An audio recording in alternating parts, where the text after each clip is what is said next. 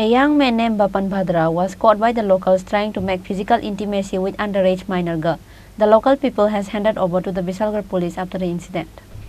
A young man named Bapan Bhadra was caught by the locals trying to make physical intimacy with underage minor girl on Thursday afternoon by taking her at the Bisalgarh bypass road in a deserted place. The minor girl is a student of Bisalgarh English Medium School. The local people has handed over Bapan Bhadra to the Bisalgarh police after the incident.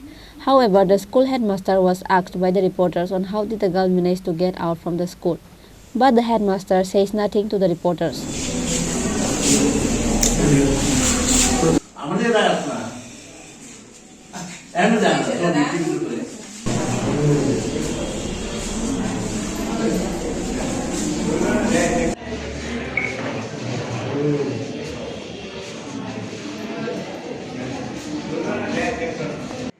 Bureau Report, Chini Khorang.